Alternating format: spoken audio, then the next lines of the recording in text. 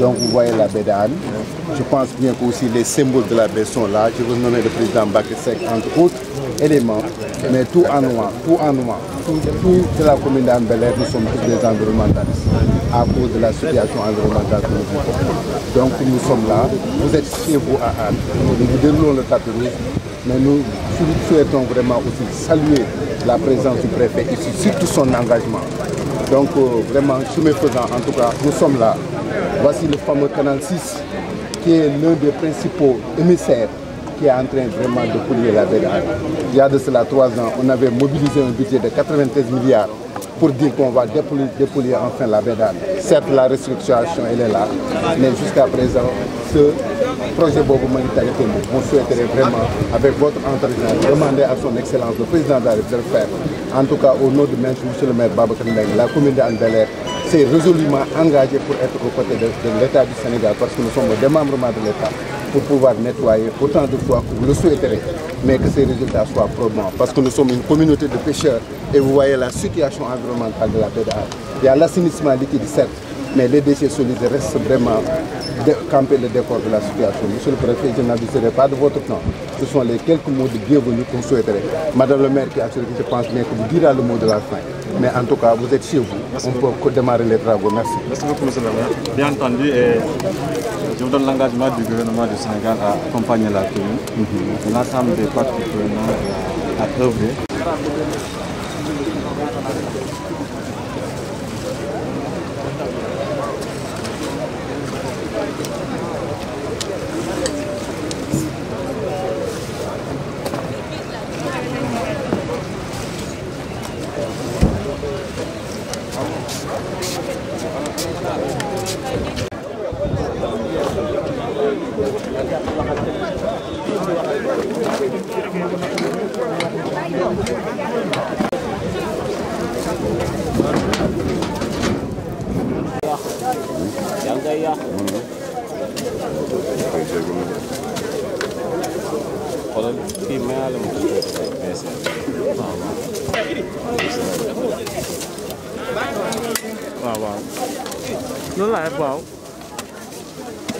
Et l'un des 13 émissaires qui polluent la baie d'Anne, c'est l'un des 13 émissaires, mais c'est l'émissaire le plus important en termes de quantité.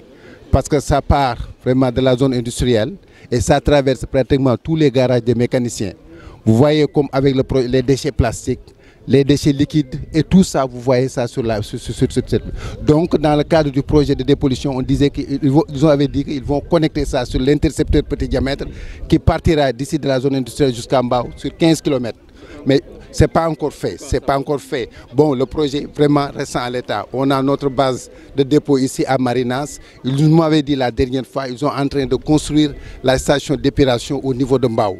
Mais jusqu'à présent, depuis presque 4 ans, le projet reste à l'état. On souhaiterait vraiment, avec le dynamisme du gouvernement actuel, qu'on puisse vraiment nous booster cela.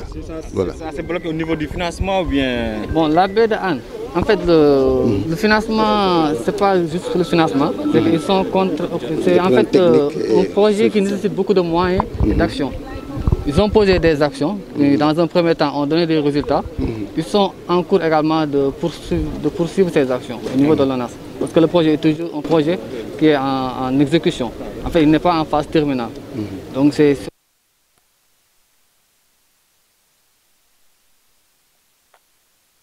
Maintenant, pour ce qui concerne l'ONAS, en tout cas, l'ONAS a déjà un projet parce qu'il souhaiterait faire la fermeture du canal 6, qui est un canal à ciel ouvert. Donc c'est un projet en cours. Déjà que ça longe un peu le long du mur du terre. Et ça constitue également une menace. Parce que même les ghettos que vous avez parlé tout à l'heure, en réalité, le préfet de département, sous l'instruction du gouverneur également, compte y faire une opération de désencombrement. Ça a été sollicité par la terre et on va y aller. Mais également, il y a surtout l'idée d'aller vers cette fermeture immédiate du canal 6. Est-ce qu'il existe un cadre entre le ministère de l'Environnement, assainissement? Ouais. Il y a un cadre qui existe. Ouais. Ça fonctionne? Bon, en général, c'est le ministère de l'Assainissement qui pilotait tout le projet. Pour le ministère de l'Environnement, c'était véritablement les études. L'étude d'impact environnemental et social. C'était vraiment ça. Mais depuis le démarrage du projet, nous le faisons avec le ministère de l'Eau et de l'Assainissement. Donc c'est l'ONAS qui est le principal maître d'ouvrage délégué. Donc je pense qu'on peut s'adresser à l'ONAS, comme l'a dit M. le sous-préfet. Le canal là, non seulement doit être fermé, mais doit être connecté au réseau, à l'intercepteur, parce qu'il y aura une centaine de canaux qui seront connectés de part et d'autre à 30 mètres de l'émissaire principal. À l'époque aussi, le maire Babacar Mbengue était le coordonnateur des maires qui sont en charge vraiment de ce projet. Donc je pense que, comme vous l'avez dit, le préfet est là, sous l'égide du gouverneur, avec vous-même, vous devez présider une réunion et tenir compte de tout cela. Moi, en tant que aussi maire et riverain de la population, amoureux de la baie d'Anne, si le temps vous le permet, en tant que fils de Anne, on aurait bien faire comme on a l'habitude de le faire les 3 km à pied, quand le temps vous le permettra, et vous verrez de visu. Parce qu'il y a d'autres occupations aussi qui sont anarchiques et qui ne sont pas normales. Parce que nous n'avons plus d'espace à Dakar. Nous n'avons que la baie pour nous réjouir, pour jouer au football, pour faire nos activités. Ici, vous voyez, c'était les bateaux de plaisance. Tout ça, c'était la guinguette, c'était la colonie américaine. Il y avait la marine française qui était là. Mais avec la pollution de la baie d'Anne, tout le monde a fermé boutique. Alors qu'on ne peut pas avoir cet espace aussi important, cet écosystème aussi important et le laisser mourir de sa belle mort. Je pense que nous fondons beaucoup d'espoir. C'est la raison pour laquelle nous avons mobilisé toutes les équipes de la mairie, mais surtout les populations et la communauté de pêcheurs pour venir vous prêter main forte, quoi. En tout cas, sachez que vous avez vos frères derrière vous et nous tendons la main au gouvernement du Sénégal pour avoir un cadre de vie beaucoup plus mieux amélioré et défendre. Mais vous voyez aussi sur le canal, le pont est en train de s'affaisser. Le pont là est en train de s'affaisser. Donc c'est un risque majeur et on souhaiterait vraiment le plus rapidement possible vous donner des instructions pour qu'on puisse vraiment le réhabiliter. Merci. Si vous le permettez, pour le pont HB 117, comme il a si bien dit, la commission auxiliaire avait effectué une visite sous l'instruction du préfet département de Dakar, avec tous les services techniques, notamment l'ONAS et l'AGEROUTE. À l'instant T, l'AGEROUTE a déjà émis un courrier demandant à Enan Chine, chargé du projet Claude Enfant, de faire une réparation de ce pont qui sera fait dans les jours à venir. D'accord, mais il faut activer. En tout cas, comme j'ai dit tout à l'heure, je donne ma disponibilité à continuer la réflexion. Si possible, d'avoir en premier lieu une réunion technique avec la mairie, le préfet, le sous-préfet, tout ça. D'avoir tous les éléments pour ensuite saisir mes collègues du gouvernement, que ce soit au niveau du cadre de vie, assainissement et même finances, pour faciliter un peu les échanges, à trouver une solution par rapport au blocage, par rapport à l'interconnexion du canal 6 et tout ensuite. Et ça ne va pas être longtemps, je vais activer le réseau et l'ensemble de mes équipes. Merci. En tout cas, nous on est là avec Justin. Asalaamaaleykum. Tey ñoo ngi ñëw fii wuyu si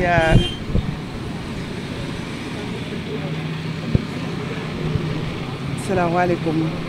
Ñoo ngi ñëw wuyu si tey ci woote bi son excellence le président de la République woote tey ci journée nationale de nettoiement. Journée nationale de nettoiement bi ñun fii Hann bi waaw donc ñëw nañu en masse, population bi génn na parce que lu leen soxal la. Nit ñi dañoo commencé changer mentalité. Changement mentalité bi mooy ni que mënatuñu dund ci environnement bu salte, c'est-à-dire sensibiliser nit ñi ci bañ a tilimal, bañ a polluer environnement bi. Nit ñi bàyyi di sànni ci mbedd bi salte yi parce que sànni ci mbedd bi moo indi canal bi di boucher. Nit ñi di fi sànni seen i pneu di fi sànni ay yére yoo xamante ni que du seey parce que pneu du seey yére du seey donc day fatt canal bi ni muy fattee tali yi donc bu taw bi ñëwee du mun a dem voilà. Merci. Monsieur le ministre, le secrétaire d'État Ibrahima Thiam mu dëkk fii Marinas tey suñu travaux suite à l'instruction du président de la République son excellence monsieur Bassirou Diomaye Faye ñu ne ñun suñu point de chute canal 6 lañ koy defee lu tax nag ñu taamu canal 6 canal 6 day mbëbëtu waa commune Hann Bel-Air bi yëpp canal 6 baa ngi ni si ginnaaw ci el laajte nee nañ ma 1955 lañ ko tabax bañ koy tabax lu taxoon ñu tabax ko pour l'évacuation de l'eau fluviale tey boo leen ko jëlee ak seeni caméra lii ko xool xamat fii ay déchets ñoo fi ëpp donc déchets industriels yaa ngi fi déchets ménagers yaa ngi fi donc monsieur le ministre ñu am chance monsieur le ministre nekk fii ci commune bi dëkk fii Marinas sori fi tey waa commune Hann Bel-Air bi yëpp tey ñoo ñëw di porter un plaidoyer par rapport à la dépollution de la baie de Hann ku fi dëkk Sénégal di fi juddoo yàgg ngaa dégg baie de Hann ñu koy tudd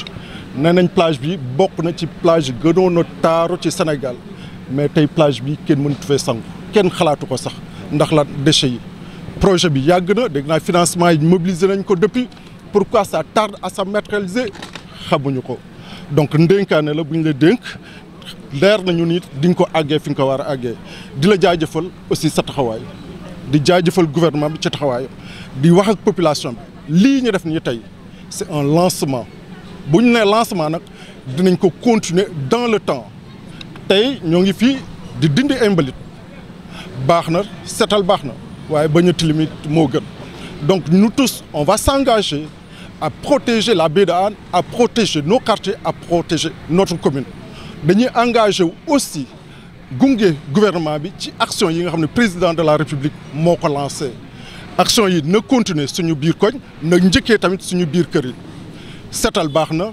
bañ a tiliman gënati na di leen jërëjëf di la wax jërëjëf merci beaucoup. Voilà, chers internautes, alors on est toujours avec le ministre secrétaire d'État au développement des PME, monsieur Ibrahima Thiam. Alors ginnaaw bi ñu jógee fële ci baie de Hann ñoo ngi fii ci côté Colobane bi ànd ak fii Ousseynou Kane mi nga xam ne ni moo nekk UCG mooy secrétaire général bi si je ne me trompe pas. Alors ça va, vous allez bien? Merci. Ah, voilà. Elle a travaillé dur avec sa casquette. C'est comment? Cassiopée. Cassiopée. Oui, merci. Bon, alors, monsieur le directeur, au nom du gouvernement du Sénégal, je représente l'État par rapport à cette activité citoyenne. Et vraiment, nous sommes réjouis de voir votre engagement aussi à accompagner cette journée qui constitue pour nous un déclic par rapport à l'éducation environnementale, par rapport aussi à la gestion et à la promotion du cadre de vie. Donc on se réjouit de votre engagement à nous accompagner. Et vraiment, ça nous fait plaisir de venir avec vous partager cette activité qui constitue un message fort par rapport à la population en termes de gestion et de la promotion de notre cadre de vie. Merci.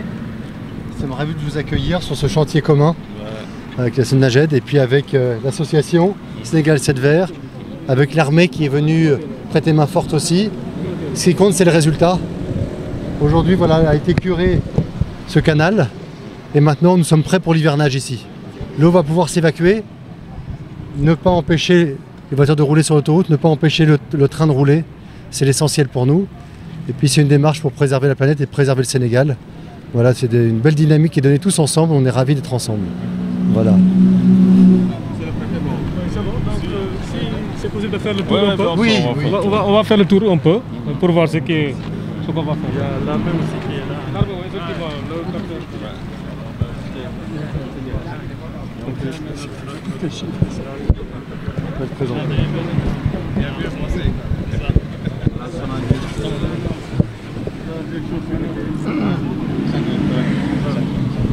La Sénaged a déployé un dispositif spécial pour la journée, en dehors du dispositif normal quotidien de balayage et de collecte.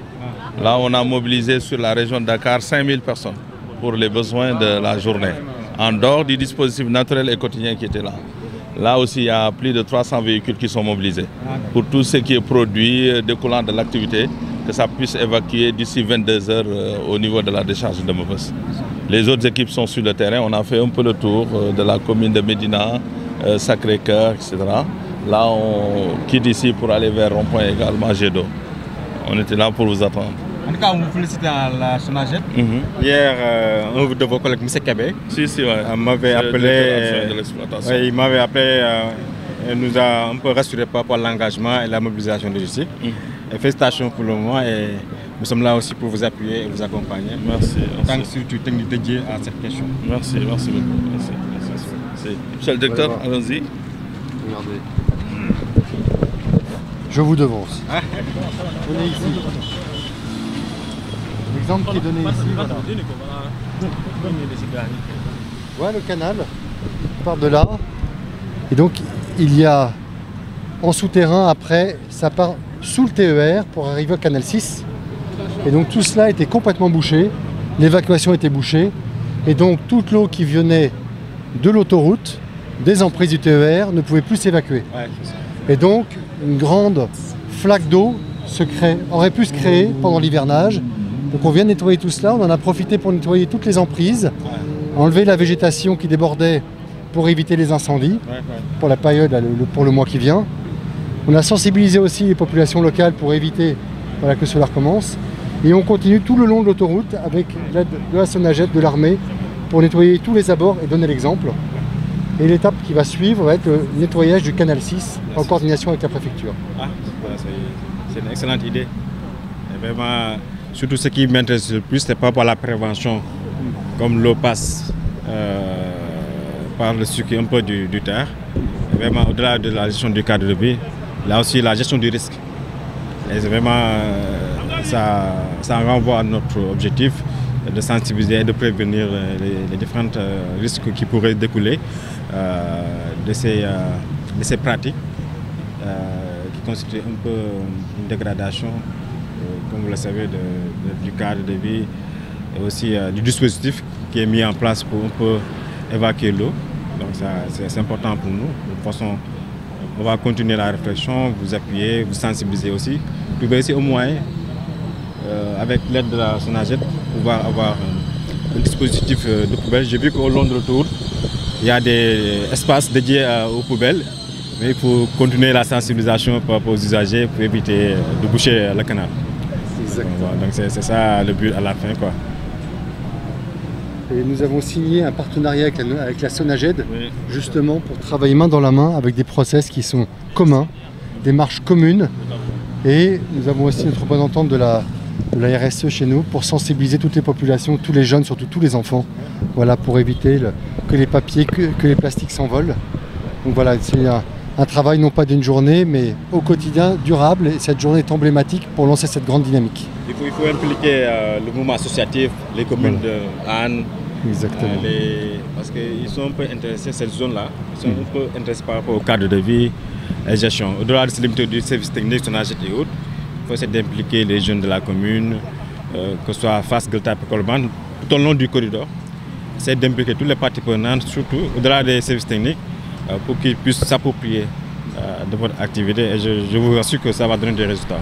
Avec plaisir. Et j'en profite pour faire un appel à tous nos clients voyageurs du TER d'utiliser les poubelles. Profitez du tri, elles sont à votre disposition. Donc profitez-en, ça évitera.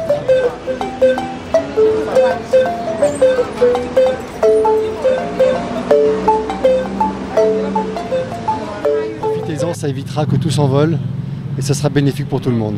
Voilà. C'est de la com. Monsieur le ministre, je voulais rajouter par rapport à ce que vous disiez, associer les jeunes de la commune, parce que dans ma commune, par exemple, Anne Bel-Air, chaque week-end que j'ai fait, les jeunes s'activent dans le désensablement, dans la prévention même de l'hivernage. Donc ce serait bien que vos activités, vous pouvez peut-être les accompagner, puis avec la SONAGED aussi, les associer en fait dans votre projet. Ils sont là, ils ont des bras. Eux, tout ce qu'ils disent, ils veulent accompagner l'action du gouvernement.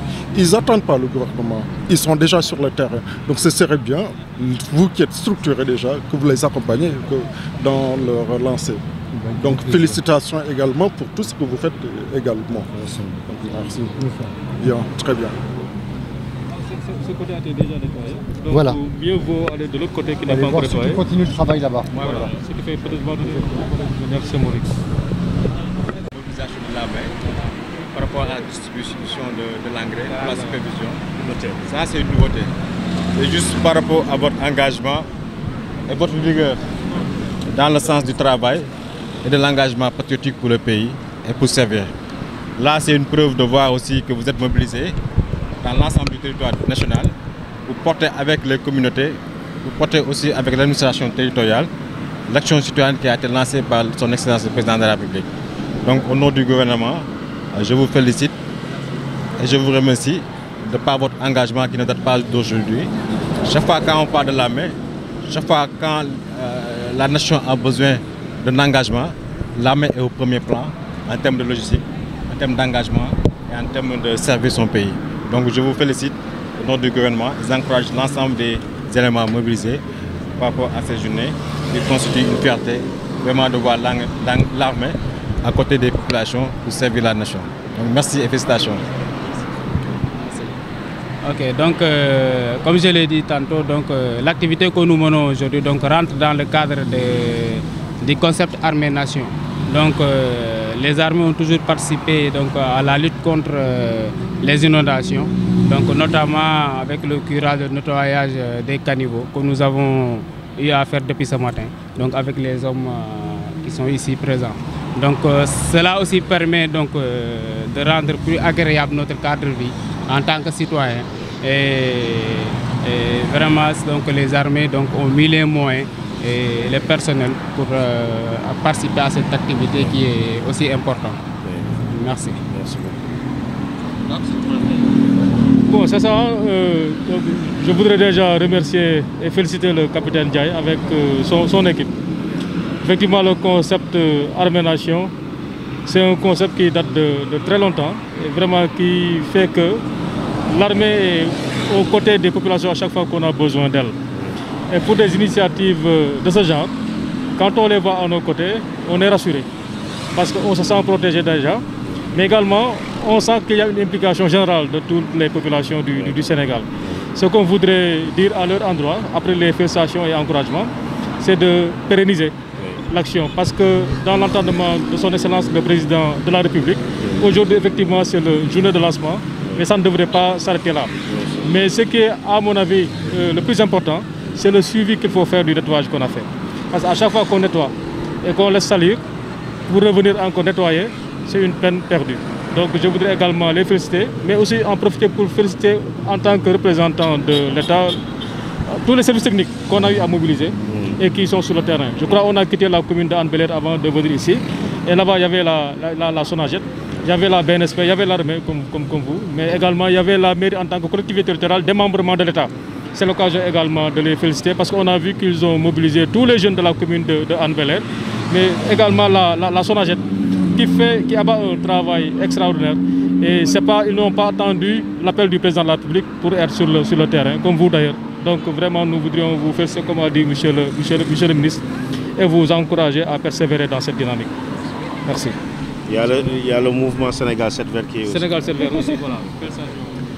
Nous nous retrouvons aujourd'hui avec l'armée, l'association 7 Setal, la Sonagel, monsieur le ministre, pour marquer cette dynamique qui débute et qui devrait s'amplifier avec le concours de tous les citoyens. Voilà. Nous sommes fiers avec le TER de pouvoir contribuer. Les salariés de la CETER sont présents aussi aujourd'hui.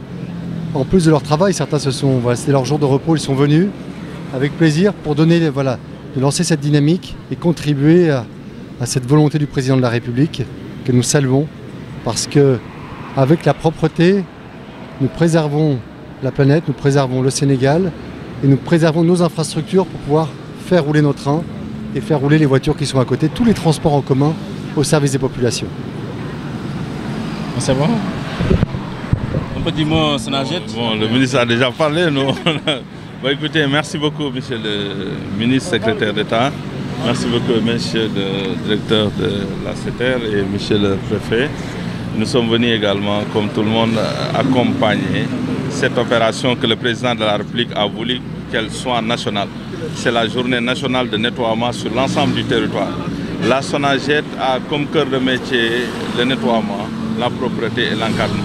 Aujourd'hui, nous avons mobilisé dans la région de Dakar 5000 personnes supplémentaires, plus de 300 véhicules qui sont chargés à collecter tout ce qui sera produit dans le cadre de cette activité.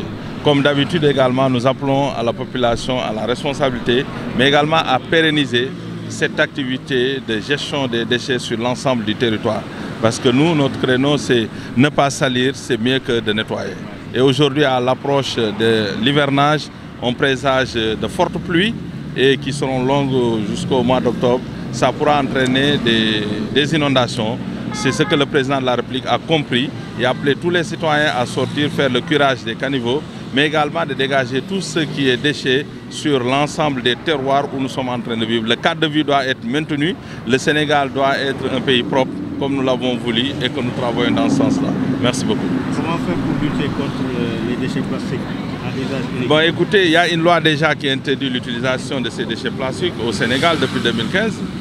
Qu'on n'a pas encore à mettre en vigueur quasiment dans sa totalité, mais nous continuerons également à lutter. Nous avons créé une unité de gestion des déchets plastiques que nous avons inaugurée au mois de décembre à Touba, qui sera chargée de reprendre l'ensemble des déchets plastiques, de les nettoyer dans le cadre de nous, ce que nous appelons l'économie circulaire, c'est-à-dire le renouvellement de ces déchets qui constituent aujourd'hui non pas des ordures mais des produits qu'on pourra utiliser pour l'engrais, qu'on pourra utiliser dans le cadre de l'électricité, mais également qu'on pourra utiliser pour d'autres choses. C'est ce sillage-là que la SONAGED a déjà dessiné pour dire que les déchets ne sont pas des déchets des ordures, mais ce sont des produits qu'on peut réutiliser dans le cadre de notre vie.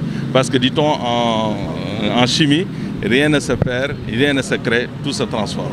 Merci beaucoup. Que pensez-vous du mouvement Sénégal 7 Vert? Écoutez, c'est un collaborateur de la SONAGED. Le mouvement Sénégal Vert, c'est aussi un mouvement qui intervient dans le cadre du cadre de vie des citoyens et nous les accompagnons également, nous collaborons avec eux dans le cadre de leurs activités.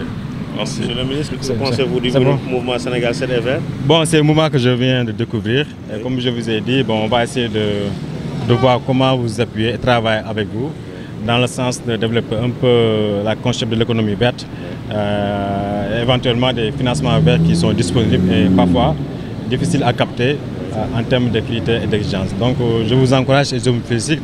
Et je vous donne rendez-vous à très bientôt pour vous recevoir. Merci. Merci beaucoup. Je fais un tour serrer la main.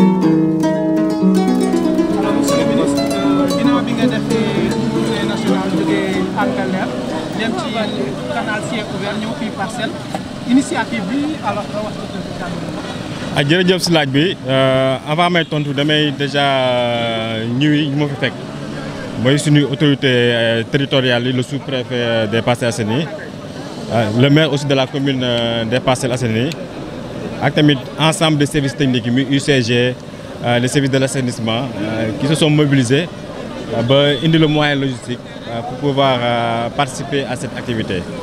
tey dafa nekk journée bu am solo si ñun pour anticiper un peu la journée du 5 juin qui concerne la journée de l'environnement. Le président de la République moo am initiative lancée opération Set Setal nationale mu nekk loo xam ne ndigal lañ jox directive lañ jox premier ministre Ousmane Sonko tamit jox nu ndigal pour nu mun a wàcc participer ci activité citoyenne bi ak population bi. donc comme ni ko waxee suba lancé neen activité bi officiellement à la commune de Hann Bel-Air. képp ku wax Hann Bel-Air sa xel ci bedd Hann lay def dem nañ fa sensibiliser un peu la population waxtaan nañ tamit ak autorité administrative yi ak la mairie de Hann Bel-Air pour xool un peu jafe-jafe lu bedd Hann ak canal 6 bi. donc nu ñu ko defee noonu lañ ko defee tamit ak waa SETER seen circuit d'assainissement bi tamit ak canal d'évacuation de l'eau dem nañ fa ñoom tamit en collaboration avec l'armée nationale def tamit nettoyage canal boobu. donc tey ñu ngi ñëw fii si suñ 3e zone Parcelles Assainies mu nekk zone boo xam ne aussi bu am solo la su ñun te bi ma fi ñëwee li ma njëkk a gis mooy engagement population bi ak mobilisation des services pour mën a participer à ce cadre de vie donc damay si féliciter ñëpp di si féliciter le maire di si féliciter les autorités administratives di wax ne nag journée bi du yam si lii su ko temps bi matee chaque fois daan continuer di sensibiliser di mener ay activités de terrain parce que tey lépp solo mooy l'engagement citoyen ça doit être au cœur de l'activité du gouvernement et des politiques publiques tey lii benn la si fànn boobu mooy la gestion de l'environnement et du cadre de vie aussi l'éducation aussi en l'environnement donc dafa nekk si volet yoo xam ne tey moom moo am solo si journée bi donc di si féliciter ñëpp di leen wax nag nu bañ a yem si lii daan defaat yeneen activité mobiliser waat population bi par rapport aux thèmes qui sont d'actualité incha allah. mu mel ni engagement population bi lii appel la nga xam ne ni dinañ initiative doon chaque weer peut-être bu mënee am est-ce que yéen a ngi xaar. wax naa ko léegi tey duñu yem si kese si lii dañuy continuer par rapport agenda bu gouvernement du mettre en place ak les services techniques chaque fois su ko laajee daan waaj def ay activités citoyennes parce que lépp solo wax naa ko sànq l'engagement citoyen dafa nekk au cœur de l'activité du gouvernement. citoyen bu nekk am na droit citoyen bu nekk aussi am na obligation vis-à-vis de sa population nekk si liggéey en collaboration avec l'ensemble du gouvernement surtout aussi en collaboration avec l'armée nationale ba may profiter aussi di leen féliciter parce que tey gis nañ tey l'armée s'est mobilisée partout au niveau du territoire national en accompagnement avec les services techniques pour mën a participer à la gestion du cadre de vie et du développement durable. Ban message ngay lancer les Sénégalais. dañu gën a bàyyi xel ci éducation de l'environnement parce que tey environnement tout tourne autour de l'environnement tey nit ku nekk bii këram bii néegam fi muy liggéeyee war naa am une éducation boo xam ne dina ko mën a permettre muy xam nan lay utiliser certains produits mu mën a xam nan lay aussi jëfandikoo sa relation avec l'environnement du lu jafe mais daan liggéey ci communication bi daan sensibiliser ñëpp nga xam ne tey la gestion de l'environnement dina nekk loo xam ne engagement personnel la mu continuer nekk engagement citoyen mu connaît aussi nag un engagement de l'État pour pouvoir avoir un meilleur cadre de vie et un développement durable. Monsieur le maire, dans le cadre de vie bi nga wax tabaski lañ jëm daral yi un peu partout dina am tout ça en tant que autorité ban message ngay wax sénégalais comme pour initiative bi ñu pérenniser ko pour au moins en cadre de vie bi gën a am njëriñ. sensibiliser rek parce que ñëpp xam nañ tey ni ngi jëm ci tabaski mënoon nañ bàyyi ba tabaski passé duñ def ko mais tey dañ profité su contexte journée de l'environnement du 5 juin mondial de l'environnement. pour commencer sensibilisation bi ñëpp xam nañ période tabaski dina am ay déchets yu bëri ni ngay def ci caniveau yi tey li ñuy woote rek mooy dañu ñuy xoolaat seen bopp xool aussi na leen traiter les déchets et le recyclage donc daan continuer sensibilisation xam naa du yàgg incha allah daan communiquer sur ça te am nañ yaakaar ni comportement bu ñu doon am par rapport à certains produits liés à la tabaski changement dina am te tamit. xam naa tey engagement bi gars yi def nga xas curage yi du nga ko salté waat période tabaski parce que loolu ñu ngi siy liggéey te tamit gëm nañ ni cette fois-ci changement dina am mais lépp lu ñu xam ne war nañu en tant que de communication du gouvernement daan si liggéey avec les services dédiés moo gën à chaque fois nii raxas 2 semaines 3 semaines après mu bouché waat donc loolu am na liggéey bi ñu si def te xam naa ni su eggee rek da nga ko partager ak nit ñi. Merci beaucoup monsieur. dañuy gën a kontaan tey loolu doo nga tax ñu ñëw bëgg a wax ak yow bëgg laa présenté jëmm yi waaw. kontaan bëgg laa présenté jëmm yi ndax ñii ñëpp ay kii itam Amina si mooy suñu secrétaire général moom itam si la bokk. parce que ñoom ñëpp tey def nañ liggéey ba ak Matar Diop ak sëñ Assane mi ak Adji Sarr bi dañoo def liggéey boo xam liggéey bu am solo la jël mobiliser booy yi jël seen i alal jël seen lépp def ko. kon nag loolu il faut que en tant que ministre monsieur le ministre ñu wax la ko nay dégg même lu ma nekk coordinateur tey woo naa mën a taxaw ne ñii tey du ñu woo gërëm tey gërëm si sa kanam laa koy def biñ gisul premier ministre woo gis nañu président war nañ la kaa mën a wax na dégg loo tax ma woo leen nii waaw baax na sëñ Assane. baax na solo baax barkeel waaw man Adji Sarr la mais bu Sonko yore communication élite patriote comme ni ko Mor waxee élite patriote ku ne xam na ne mouvement citoyen la boo xam ne moom ci luy doxal patriotisme ak luy taxawu projet bi en action rek ci lañ nekk tey lii ñuy def nii tey ku ne xam na ne ñun depuis ñu gagné élection yi ba tey xaaruñu biñ ko yëkkatee ndoo noonu jugoon nañ nekk ci ba plus tard que dimanche bi passé ñu ngi woon rond point bii nii bu 26 ak Jamil Sané mii tey élite nag li may wax luy jëmmal projet bi en action ñun ñoo ngi ci biir ak bépp responsable nag bu Pastef yëpp parce que ñan ñoo fi nekk anciens détenus yi ñoo fi nekk influenceurs yi ak patriotes yi nga xam ne bi xeex bi jógee mosuñoo ménager benn effort pour réussir le projet bi nii lañ ko defee woon ca campagne ba nii xaaruñu nag dara ñun ñooy jël toujours suñuy moyen bopp depuis campagne électorale bi mooy caravane Cheikh Bara ñoom ak Mor Gueye mi suñuy moyen bopp la ñu jël ñun daal lu kilifa gi ne lii ñu jël suñuy moyen bopp ñu xaaruñu kenn jug daan nekk ci terrain bi waaw parce que projet bi rek moo ñu ñëw merci beaucoup dinaa leen testi waaw di rafetlu taxawaayam parce que lii dafa bokkoon ci li nga xam ne ci liñ jigoon askan bi ci la bokk te toujours damay wax ne man président Sonko ak Diomaye li ñu ma wax ma gis ko li ñu ma wax te gisaguma ko laa gën a gëm c'est-à-dire lépp lu ñu wax nar nañu ko te lii nit ñu bari dañ ñu voteel pour suñu programme te programme bi nag jub-jubal jubbanti da ci bokk waaye setal da ci bokk setal nag warul yem ci mbedd warul yem ci kër mais ci xel yi ak ci xol yi monsieur le ministre ñoo ngi lay ziar di rafetlu aussi sa taxawaay ndax depuis ñu départ ba léegi taxawaayu parti bi lii la parce que bi ñu demee ba xam ne réew mi jot ko ñii ko yor fa suñu ko joxee ci démocratie dañu taxaw jàmmaarloo ñoom jàmmaarloo gi nag président Sonko ak Diomaye ñoo ci jiitu ci lacrymogène yi ba dem kaso jotee tamit kenn demul ñu des kon bokkuñu kilifa yoo xam dañuy toog ci seeni saal yebal ay gone ñuy def wala ñuy wax waaye lépp loo xam ne xool nañ ko ba mu doon dëgg doon loo xam ne njariñu réew mi la buñ koy def ñoom ñoo cey jiitu kon moom bu ñëwee taxawaayam ànd ak équipe am yor bu etam di ko defee comme ñun niñ koy defee dañuy wax ne ñun ñu doon wax ne ñii ñu àndal ñoo gën ci réew mi ñi fi nekkoon kon suñu xel day gën a dal te li ñu waxoon nit ñi ñi ngi koy gis ndànk-ndànk di ñaan nit ñi nañu gën a góorgóorlu jàppale leen patienté te xam ne ñii seen yéene bu jibee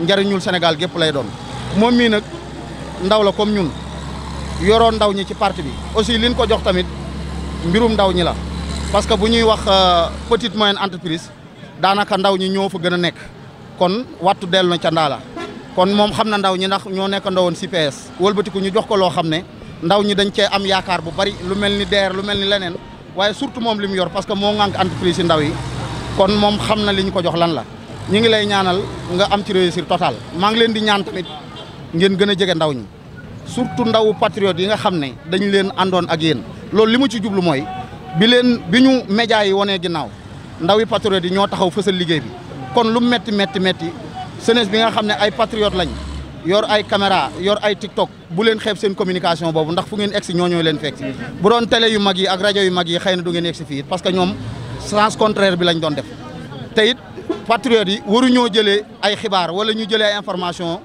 ci Facebook wala TikTok waaye ñoom ñoo war a jël yëf yi informer ko sénégalais yi mais bu fekkee yow ki la war a informer ci moom ngay jëlee information du sotti kon maa ngi leen di ñaan muy yow muy keneen yow moom ci biir ndaw ñi sax lañ la instauré far kon wax boobu yow la gën a concerné maa ngi leen di ñaanal li sénégalais yaakaar ci yéen bu dee mi ngi ci yéen yàlla na ko yàlla wisaare muy tawféex bu dee néew ci yàlla na ko fi yàlla def ñu dal gën a góorgóorlu xam ne heure bu ndab li sottee ku dugal sa loxo di nga sant bu baax a baax ndax il faut ñoo xam ne 1960 ba léegi ñi fi nekk ñi ngi doon def waaye ñi ngi doon yàq loo xam ne nag ci 60 ans lañ ko yàq kenn mënu koo defar ci weer kenn mënu koo defar ci ñaari weer wala ñetti weer te li ma waxoon ci président Ousmane Sonko rek lim ma wax ma gis ko lim ma wax te gisaguma ko laa gën a gëm loo wax def ko yàllaa ko man waaye xam naa ne lu mu wax nar na ko waaye lii tax mu man ko nag ñu gën a patienté wu te gën koo taxaw te ñu gën a góorgóorlu te gën a protéger procès bi lu am solo la parce que liñ doon wax mooy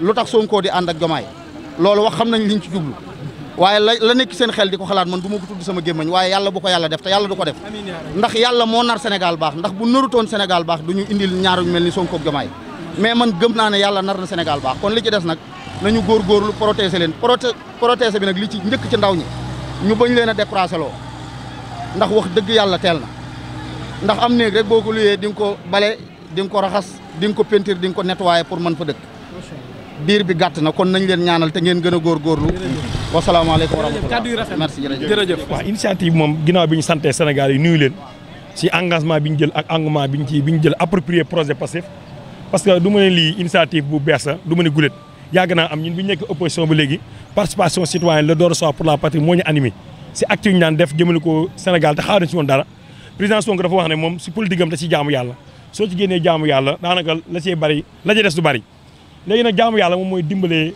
sa dëkkandoo dimbale sa am di jaamu fàtte sa bopp joxe sa bopp ngir réew mi te doo ci séntu dara loolu moo tax ñu daan def ay journée don de sang moo tax ñu daan def ay set-setal moo tax ñu daan bay ay alméer école primaire ñu ko daan bay mais aussi vacances patriotiques ñu dem ci tool yi di bay loolu initiative la xam ne président Sonko moo ci daan jiitu misaal boobu nag yàlla dafa dogal mu def tawfeex si ñun mooy bi ñu jëlee nguur gi ñu ne kat participation citoyenne boobu ñu xam ne moo nekk suñu ADN mooy la don de soi pour la patrie te dans Pastef yaa benn mot bu extraordinaire bu ci nekk mooy la fraternité mooy lépp loo xam ne day ñoŋal ci nekkin lépp loo xam ne day dimbale sa dëkkandoo rek dafa tënk ci mot boobu moo tax président bi mu waxee initier lii ne dafa bëgg une participation inclusive de tous les citoyens de tous les sénégalais si acte bi wax dëgg yàlla sénégalais approprié ki ñëw ñu ngi nii tey suba Yoff la ñu nekkoon ak la coordinatrice bi ñu ci jógee ñu ne pourquoi pas avec élite ñu ànd ak mbooloo mi ñoom Lamañi Daaru Oustaz Thiep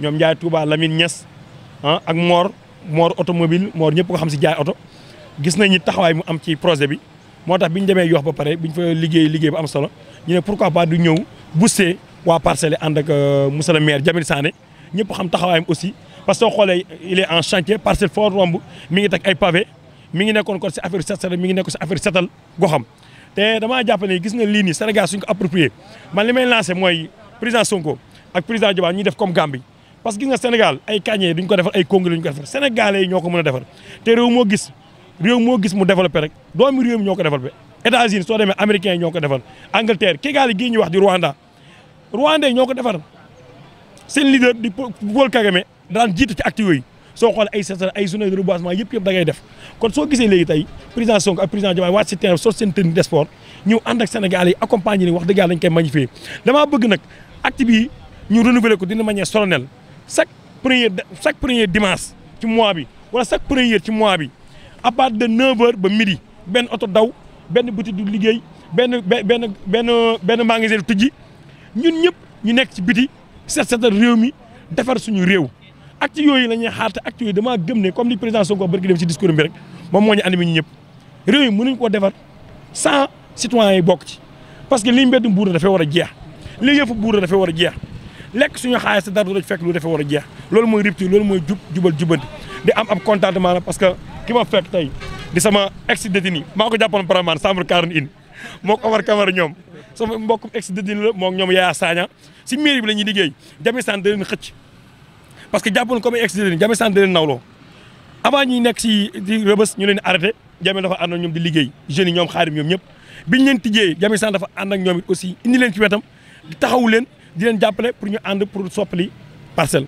di sant aussi sama doomu Serigne Moustapha Mbacke wax dëgg yàlla c'est un patriote convaincu sonn ci projet bi dama ko wax souvent ne ko yow tëdd kaso ba maa la tëdd kaso li nga war a tëdd maa la ko tëddal mais lépp loo xam ne ay activités citoyennes da ci bokk tey gis na dafa bàyyi yitteem ñoom ñëpp ñëw taxaw ci liggéey bi pour le Sénégal kon damaa jàpp ne réew mi jot na ñu changer mentalité yi parce que gis nga Allemagne après la deuxième guerre mondiale dafa réunir total Japon après la deuxième guerre mondiale dafa réunir total tey fii ñu agsi kon seen i doomu réew ñoo fa agsi lañ fa agsi nag mooy mentalité seen mental lañ gëm ne réew mi dafa war a soppeeku ñun mental bi suñ ko amee yàlla xam ne d'ici 5 ans xam nga gars yi ñaan ay 50 ans sax d'ici 5 ans ay seetal réew mi yooyu yëpp sera un vieux souvenir. jërëjëf Diop day leer quoi. jërëjëf premier mandat.